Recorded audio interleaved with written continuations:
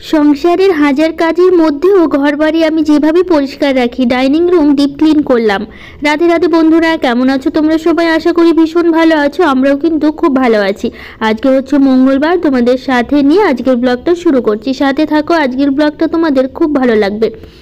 সকালবেলা উঠেই ঘরে চলে এসে ঘরটা আগে টেবিলটা পরিষ্কার করে নিচ্ছি। আসলে কালকে বাবা হচ্ছে সন্ধ্যার দিকে একটু ল্যাপটপ চালিয়েছিল, একটু কার্টুন দেখছিল, তো ল্যাপটপটা বিছানার উপরেই ছিল, তো সেই জন্য কালকে আর গোছায়নি। আসলে সন্ধ্যাবেলা ছিল, বাবার বাবা একটু কাজও করছিল, তারপরে রাতে বসে স্কুলের, তো ল্যাপটপটা বিছানার উপরেই ছিল, তো সেই জন্য ভাবলাম মানে এই বিছানাতেই ছিল আর কি। তো ভাবলাম কি যে বিছানাটা একটু ঝেড়ে গুছিয়ে নিই, ল্যাপটপটাও একটু ভালো করে গুছিয়ে রাখি আর কি। গুছিয়ে না রাখলে না ভালো লাগে না বিছানার মধ্যে এভাবে যদি পড়ে থাকে।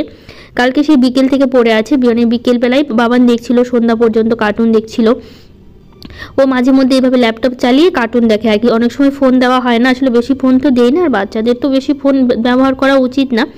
তো ল্যাপটপে চালিয়ে কার্টুন দেখছিল, তারপরে রাতে আবার বললাম যে বাবানের পাপা কাজ করছিল, তো তার জন্য গুছিয়ে রাখলাম এখন।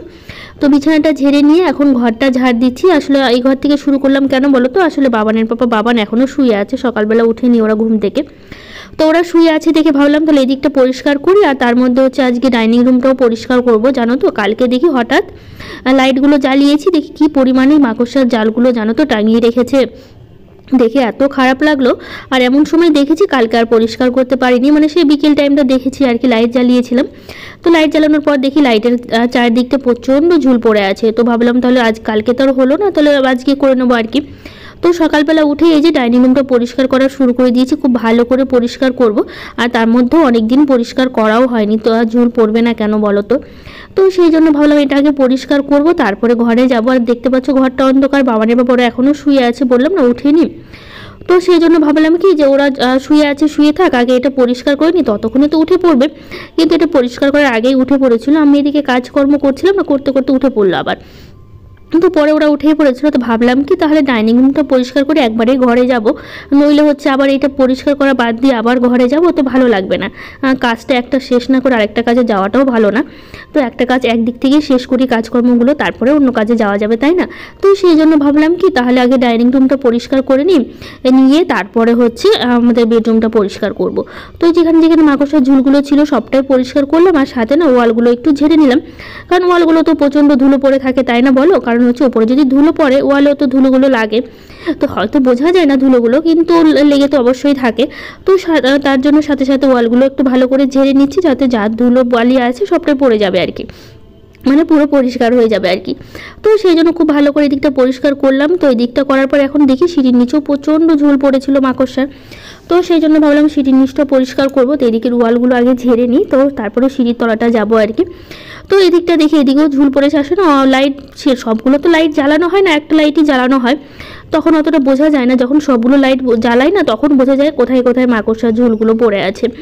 তো সেই জন্য কালকে হঠাৎ করে দেখার পর তো এদিকে সিঁড়ির নিচটা এসে দেখি এখানটাও প্রচণ্ড পড়ে আছে আর কি। আর প্রত্যেকটা ঘর তো মাঝে মধ্যেই আমি পরিষ্কার করি, কিন্তু ডাইনিং রুমটা না সত্যি বলতে অনেক দিনই পরিষ্কার করা হয়নি, আর হয়েও ওঠে না পরিষ্কার করা। তো সেই জন্য ওই যে ভাবলাম যে আজকে একদম মানে পরিষ্কার না করে অন্য কাজে যাব না।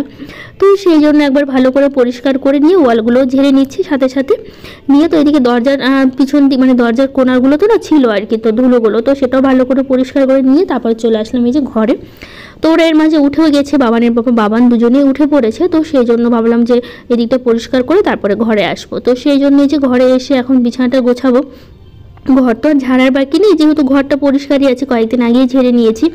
তো শুধু এখন এই যে বিছানাটা গোছানো, ঘর ঝাড় দেওয়া, আর হচ্ছে মানে ঘর মানে বালিশ কাঁথা যা যা আছে ব্ল্যাঙ্কেটগুলো সেগুলোই গুছিয়ে রাখা, এই মানে কাজ বলতে ঘরে এইটুকুই থাকে সকালবেলা।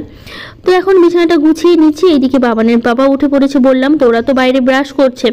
তো আমি বললাম কি এদিকে আমি কাজে ব্যস্ত আছি, আর কালকে তো বাবানের পাপা শিলিগুড়ি গেছিলো, তোমাদের তো আমি বলেছিলাম। তো সেই জন্য কালকে না আসার পথে বাবান আমার ফোন করে বলেছিল যে আমার জন্য মিষ্টি নিয়ে আসতে। তো কালকে রাতে না অনেকগুলো মিষ্টি নিয়ে এসে জানো তো। তো কালকে রাত্রেবেলা আমি একটা খেয়েছিলাম, বাবান আমার দুটো মিষ্টি খেয়েছিল, মোটামুটি 10টা বেজে গেছিলো ওরা আস্তে আস্তে। মিষ্টি নিয়ে এসছে আর ব্রেডগুলো নিয়ে এসছে আর কি। মিষ্টি দিয়ে কিন্তু মিষ্টির রসে ডুবি খেতে কিন্তু বেশ লাগে, আমার তো ভীষণ ভালো লাগে। তো সেই জন্য সেগুলো নিয়ে এসছে। তো কালকে আর না রাত হয়ে গেছিলো, তো ব্রেডগুলো আর খাওয়া হয়নি, শুধু একটা আমি মিষ্টি খেয়েছিলাম আর বাবান দুটো মিষ্টি খেয়েছিল রাত্রেবেলা, খেয়ে তারপরে ঘুমিয়ে পড়েছে। তো সেগুলো এখনও আছে। তো আমি বললাম বাবানের পাপাকে বললাম কি, আর শাশুড়ি মা তো আছে, তো আমি বললাম কি তুমি তাহলে কাজ করো। বাবানের পাপা তো সকালবেলার টাইমটা অনেক সময় আমি কাজে ব্যস্ত থাকলে বাবানকে শাশুড়ি মাকে খেতে দিয়েই দেয়, আর সকালে হাত মুখ ধোয়ানোটা বাবানের পাপাই করে দেয় শাশুড়ি মাকে, আমি তো করি না, যেহেতু আমি এগুলো কাজ করি তো একটু ব্যস্ত থাকি কাজকর্মে, তো সেই জন্য বাবানের পাপাই করে দেয়। তারপরে হচ্ছে বাবানের পাপা চলে যাওয়ার পর যে কাজগুলো থাকে খাওয়ানো স্নান করানো সবটা তখন আমি করি আর কি। বাবানের পাপা স্কুল যাওয়ার পর 10টার পর সব কিছু আমি করি, আর খেতে দেওয়া তো সব করি, কিন্তু সকালবেলার টাইমটা হচ্ছে বাবানের পাপাই দেয় আর কি। সকালবেলা হাত মুখ ধোয়ার পর একটু মুড়ি থাকলে মুড়ি, ছাতু থাকলে ছাতু, ওটা বাবানের পাপা প্রতিদিন দেওয়া মানে দেয় আর কি। তো এইদিকে দেখো বাবানের পাপা হচ্ছে, বাবানকে বললাম একটু রুটি আর পাউরুটিগুলো দিতে, তো বাবানের পাপা কিন্তু বাবানকে আর শাশুড়ি মাকে দুজনকেই পাউরুটি আর হচ্ছে মিষ্টি কিন্তু দিয়েছিল আর কি। তো ওরা দুজনেই খেয়ে নিয়েছে, খেয়ে তারপর বাবানের পাপার বাবানকে পড়াতে বসালো। তো যেহেতু এদিকে ঝাড়তে ঝাড়তে অনেকটাই দেরি হয়ে গেছিলো, তো সেই জন্য কাজকর্ম করতে অনেকটা দেরি হলো। এদিকে ঘর ঝাড় দিয়ে আবার মুছে নিচ্ছি, কেন বলো তো, আসলে এদিকে বাবানের পাপা কি করেছে, বাবানকে তো মিষ্টি আর রুটি দিয়েছে, ও কি করছে বলতো ঘুরে ঘুরে খাচ্ছিল আর কি, এক জায়গায় বসে দিবে কি, বসে খায়নি, গোটায় হেঁটে হেঁটে খেয়েছে। আর এদিকে আমি ঘর মানে পরিষ্কার করতে করতে হঠাৎ দেখি মিষ্টির রস গোটা ডাইনিংয়ে পড়ে আছে, জানো তো। সেটা আবার বাবান কি করেছে, জুতা দিয়ে পায়ে পায়ে ঘরগুলো গোটা ডাইনিংয়ে হেঁটেছে, জানো তো, সব মিষ্টির শিরাগুলো এভাবে হচ্ছে গোটাই মাখিয়েছে। তো কি করবো এখন, বাধ্যতামূলক হয়ে আমাকে আবার সেই ঘরগুলো মুছতে হলো। ভাবছিলাম আজকে মুছবো না, কারণ একদিন পরপর ঘর মুছি, কালকে তো মুছেছিলাম, তো ভাবলাম আজকে আর মুছবো না, শুধু ঝাড় দিয়ে রেখে দেবো, মানে ঘর পরিষ্কার করে ঝাড় দিয়ে রেখে দেবো। কিন্তু এই বাবান এখন মিষ্টির শিরাগুলো ফেলেছে, কি করব। তো সেই জন্য আবার সেই ঘরগুলো মানে মুছতে হলো, প্রত্যেকটা ঘরই মুছে নিয়েছি, কারণ মানে পায়ে পায়ে কী করেছে বলতো প্রত্যেকটা ঘরেই হেঁটেছে। আর এইদিকে আমি খেয়ালও করিনি, কারণ ঘর পরিষ্কার করতে ব্যস্ত ছিলাম তো। আর ওই সাদা কালারের টাইলস তো একটু জল পড়লো না খুব একটা বোঝা যায় না, জানো তো, মানে যতক্ষণ কাছে না আসলে না, দূর থেকে তো বোঝাই যায় না, ভালো করে না দেখলে না বোঝা যায় না, জানো তো, কোথাও জল পড়ে আছে আর শিরাটা পড়ে আছে। আমি খেয়ালও করিনি, আগে যদি খেয়াল করতাম, আর বাবা না আমাকে ভয়ে বলেনি, মানে ও প্রচণ্ড ভয় পায় আমাকে দেখে বাবা না আর কি। তো সেই জন্য ওই এদিকে পড়েছে, ভয়ে আমাকে কিছু বলেইনি আর কি, যেদিকে ফেলেছি সঙ্গে সঙ্গে বললে ওইটুকু জায়গাটা মুছে নিতাম, তো আর গোটা বাড়িটা মুছতে হতো না, তো ভয়ে বলেনি। এখন কি করব, এখন গোটায় মাখিয়েছে, এখন তো আর বকতেও পারি না, বকে আর কি করব, যেহেতু গোটায় মাখানো হয়েই গেছে। তো সেই জন্য আবার তার জন্য ঘর বাড়িগুলো মুছলাম, মুছে নিয়ে তারপরে যে এখন উঠানটা ঝাড় দিচ্ছি, একদম রাস্তা পর্যন্ত তো প্রতিদিনই ঝাড় দিই। তো ঝাড় দিয়ে এখন এই যে দরজার কাছে জল দেবো, তারপরে যাব হচ্ছে রান্নাঘরে, আজকে রান্না করব, রান্না বাকি আছে আর কি, যেহেতু বাবানের আজকে হচ্ছে মঙ্গলবার, বাবানের স্কুল আছে, বাবানের পাপারও স্কুল আছে, দুজনেই স্কুলে যাবে। তো সেই জন্য মানে কি বলবো, রান্না করতে হবে। তারপরে এই যে ফ্রেশ হয়ে চলে আসলাম রান্নাঘরে, তো সবাই তো এইদিকে খেয়ে নিয়েছে, বাবানের পাপাও খেয়ে নিয়েছে বললো, মানে মিষ্টি দিয়ে আর এই যে ব্রেডগুলো দিয়ে। তো ভাবলাম কি আমি একটু সেঁকে নিই, সেঁকে খেতে কিন্তু বেশ ভালো লাগে একটু হালকা সেঁকে নিলে। তো মিষ্টি দুটো আছে আমার জন্য, কালকে রাতেও একটা খাওয়া হয়েছে, তো ভাবলাম তাহলে সেটা দিয়ে একটু সকালবেলা একটু জলখাবার হয়ে যাক আর কি। তো সকালবেলা তো আমরা সেরকম কিছু খাই না, তোমরা জানোই, যেহেতু 10টার মধ্যে ভাত খাই, তো তখন যদি কিছু থাকে খাওয়া হয়, তাছাড়া সেরকম কিছু করে আর খাওয়া হয়ে ওঠে না আমাদের, যেহেতু এইটুকু টাইমের মধ্যে না ওই সকালবেলা টিফিন খেয়ে আবার ভাত রান্না করতে করতে অনেকটা দেরি হয়ে যায়। আবার তার মধ্যে বাবানের পাপা তোমরা তো জানোই সকালবেলায় ভাত খায় ওরা, আর সকালবেলা টিফিন খেলে না তখন ভাত খেতে পারে না, আর সে আস্তে আস্তে বাবানেরও 4টে বেজে যায়, বাবানের পাপারও 5টা বেজে যায় আস্তে আস্তে, তার জন্য ওই টিফিন খেলে না আর ভাত খেতে পারে না, তারপরে আবার খিদেটাও পেয়ে যায়, যেহেতু অনেকটা দেরি করে আসে। তো সেই জন্য কি হয়, আর বাবানের পাপা তো টিফিন নিয়েও যায় না সাথে করে, কত বলি একটু টিফিন নিয়ে যাও, কিন্তু নিয়ে যায় না, সেই সারাটা দিন না খেয়ে থাকে, জানো তো। তো সেই জন্য আর ওই সকালবেলা করে কিন্তু টিফিন করাও হয় না, দেরিও হয়ে যায় রান্না করতে করতে। তো সেই জন্য এই যে আমি টিফিন করি না, শুধু সকালবেলা উঠে মানে বাসি যা কাজকর্ম আছে সবটা করে রান্নাটা বসিয়ে দিই। তো আজকে রান্না করব হচ্ছে ডাল করব, আলু ফুলকপির তরকারি করব, আলু করলা ভাজা করব, আর করব হচ্ছে পাঁপড় ভাজা আর কি। তো সেই জন্য এই যে ফুলকপি আলুটা কেটে নিচ্ছি আলু ফুলকপির তরকারির জন্য, আর এই যে করলা কেটে নিচ্ছি, করলা ভাজি করব। করলা ভাজা খেতে কিন্তু আমার ভালো লাগে, তিতা হলেও আমার কিন্তু মানে তিতার মধ্যে করলাটা একমাত্র ভালো লাগে, অন্য সব ধরনের তিতার থেকে আমার কিন্তু বেশ ভালো লাগে করলা ভাজা খেতে। তো এই যে করলার আলু একসাথে কেটে নেবো, যাতে হচ্ছে মানে তিতাটা অনেকটা কম লাগে, মানে করলার সাথে আলুটা ভাজা করলে বেশ লাল লাল করে ভেজে নিলে না মুচমুচে করে বেশ লাগে খেতে। তো এদিকে মানে আলু আর করলাটা কেটে নিচ্ছি, তারপর ওইদিকে ডালটা কিন্তু আমি বসিয়ে দিয়েছিলাম প্রেসারে। আর আজকে করছি, এটা কি ডাল বলো তো, আমি না একদম ভুলে গেছি ডালটার নাম, আসলে এটা একটু কালো কালো ধরনের হয় আর কি, অনেকটা মুসুর ডালের মতো এরকম হচ্ছে, মানে গোল গোল ছোটো ছোটো, কিন্তু চোচাটা আছে কালো কালো, আমি একদম নামটা ভুলে গেছি। মানে আমাদের প্রথম ডাল আনলো, আগে কখনো এই ডালটা আনেনি আর কি। তো মানে অনেকটা কলাইয়ের ডালের মতনই না, মানে ওরকম কালারটা আসে একটু কালো কালো মানে রান্না করার পর। তো আমি প্রথম রান্না করলাম, তো আমি না ভুলে গেছি একদম নামটা, তাই তোমাদের বলতে পারলাম না। তোমরা যদি চিনে থাকো অবশ্যই কিন্তু জানিও, আমি না একদমই খেয়াল নেই নামটা, আমি ভাজি দেওয়ার সময় একদমই ভুলে গেছি যে কী নাম বলবো আর কি ডালটার। তো ডালটা নামিয়ে এদিকে পাঁপড়টা ভাজছি, আর পাশে না আলু ফুলকপিটা বসিয়ে দিয়েছি, যাতে হচ্ছে দুটো কড়াইতে তো প্রতিদিনই রান্না করি, তোমরা তো জানোই, কারণ দুটো কড়াইতে করলে আমার মনে হয় সুবিধা হয় আর কি, তাড়াতাড়ি হয়ে যাচ্ছে আর কি।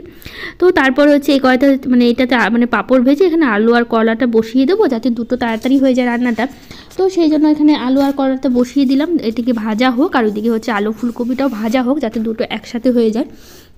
তো সাথীদের দিদিভাই বলেছে তোমার বাড়ির হোম ট্যুরটা দিও, আর তোমার বাড়ি কোথায়। তো আমার বাড়ি হচ্ছে মালদা ডিস্ট্রিক্টের কাজলে, আর আমার চ্যানেলে কিন্তু হোম ট্যুর ভিডিও একদমই দেওয়া আছে, মানে অনেকদিন আগে আমি দিয়ে রেখেছি, তো তুমি যদি চাও অবশ্যই দেখতে পারো, কিন্তু আগে কিন্তু আমার দেওয়া আছে। তো এদিকে কলাটা ভাজা হচ্ছে, আর এদিকে দেখো ফুলকপি আলুটা ভালো করে ভেজে নিয়ে তারপরে টমেটো দিলাম, দিয়ে তারপরে একটু মশলাটাও দিয়ে দিচ্ছি, দিয়ে এখন ভালো করে কষিয়ে জল দিয়ে দেবো, আর এর মধ্যে কিছুটা মটরশুঁটিও দিয়ে দিয়েছিলাম। তো দেখো অনেকটাই সেদ্ধ হয়ে গেছে, জলটাও শুকিয়ে এসছে। তো এখন হচ্ছে নামিয়ে নেব, নিয়ে তারপরে হচ্ছে রান্নাঘরটা পরিষ্কার করব। তো এইদিকে সব ধরনের রান্না তো হয়ে গেল, ডাল হয়ে গেল, আলু ফুলকপির তরকারি, করলা ভাজা, পাঁপড় ভাজা সব রান্না হয়ে গেছে। তো এখন হচ্ছে রান্নাঘরটা একটু পরিষ্কার করব, বাসন মাজবো, রান্নাঘরটা পরিষ্কার করার পর তারপরে হচ্ছে সবাইকে খেতে দেবো, যেহেতু অনেকটা তাড়াতাড়ি রান্না হয়ে গেল, তো সময় আছে এখনও হাতে। তো ভাবলাম এই সময় তাহলে রান্নাটা মানে রান্নাঘরটা পরিষ্কার করে ফেলি। তো এই যে কালকে রাতের যে বাসনগুলো ছিল সেগুলো আর গোছানো হয়নি, ভাবলাম আগে রান্নাটা করি, নইলে দেরি হয়ে যাবে। আসলে সকালবেলা উঠে না এই রান্নার তাড়াটা সব থেকে বেশি থাকে, যদি রান্নাটা তাড়াতাড়ি না করতে পারি তাহলে না খেয়ে যেতে হবে ওদের স্কুলে, তার জন্য যতই কাজ থাকুক না কেন রান্নাটা আগে আমাকে করতে হয়। তো সকালবেলা একটা টাইম নিয়ে তো রান্নাটা করতে হবে, তো সেই জন্য না ভাবলাম বাসনগুলো গোছাতে অনেকটা সময় লাগবে, তো পরে গোছাই আগে রান্নাটা করে নিই। আর তার মধ্যে দুটো কড়াইতে দিয়েছি, তো তার জন্য রান্নার ফাঁকে না অন্য কাজ করা করে উঠতে পারি না আর কি, যেহেতু ওই দুটো কড়াইতে নাড়তে হয়, এটা ওটা করতে হয় রান্নার জন্য আর কি, তো সেই জন্য আর হয়ে ওঠে না। তো এইদিকে বাসনগুলো গুছিয়ে নিয়ে তারপর যে বাসনগুলো ছিল সব বাসনগুলো এই যে মেজে নিলাম, নিয়ে তারপরে সবটা রাখলাম, রাখার পর এখন হচ্ছে এই যে মানে ওভেনটা হচ্ছে একটু মুছে নিচ্ছি, নিয়ে তারপরে হচ্ছে রান্নাঘরটা পরিষ্কার করব।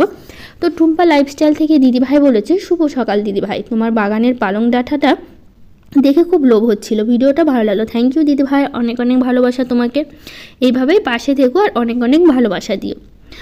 তো আরেকটা দিদিভাই বলেছে দিদি পর্দা লাগানোর সময় পর্দার মুখটা ভেতর দিকে করে লাগাবে, তাহলে বেশি ভালো লাগবে।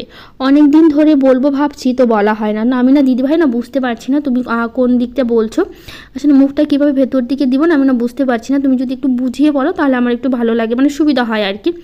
তো আমি বুঝতে পারলাম না দিদিভাই কীভাবে দিতে বললে, তো যাই হোক।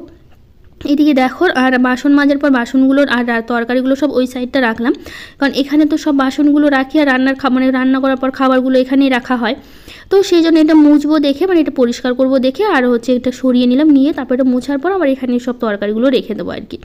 তো এই যে মানে কী বলবো টাইলসগুলো মুছে নিচ্ছি, ওয়ালে যে টাইলসগুলো আছে সেগুলো না অনেক সময় একটু মানে ছিটে ছিটে যায় আর কি, একটু তেল হলুদ তো ছিটে যায়, তো সেগুলো লেগে লেগে থাকে, তো একটু ভালো করে ঘষে ভালো করে মুছে নিচ্ছে। এটা কিন্তু আমি একদিন পরপরই করে থাকি, প্রতিদিন হয় না, কিন্তু একদিন পরপর কিন্তু ভালো করে মুছে থাকি আর কি। তো যাই হোক এদিকটা ভালো করে মুছে নিলাম, আজকে সাবান দিয়ে মুছলাম না, যেহেতু তেল তেলে ভাবটা ছিল না, তো সেই জন্য সাবান দিয়ে মোছা হয়নি। তো দেখো এদিকে এখন রান্নাবান্না শেষ করলাম, বাবানের বাবা খেয়ে দিয়ে স্কুলে চলে গেল, তো আমাদের সবারই খাওয়া দাওয়া হয়ে গেছে।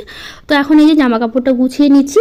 তো মমিতা সরকার দিদিভাই বলেছে অনেক ভালো লাগলো তোমার ভিডিওগুলো, খুব সুন্দর করে গুছিয়ে রাখো তোমার বাড়িটা। থ্যাংক ইউ দিদিভাই। সিম্পল বিবিতা বোন বলেছে আজকের ভিডিওটা খুব ভালো লাগলো, অনেক ভালোবাসা রইলো তোমার জন্য দিদিভাই। থ্যাংক ইউ বোন, অনেক অনেক ভালোবাসা তোমাকেও।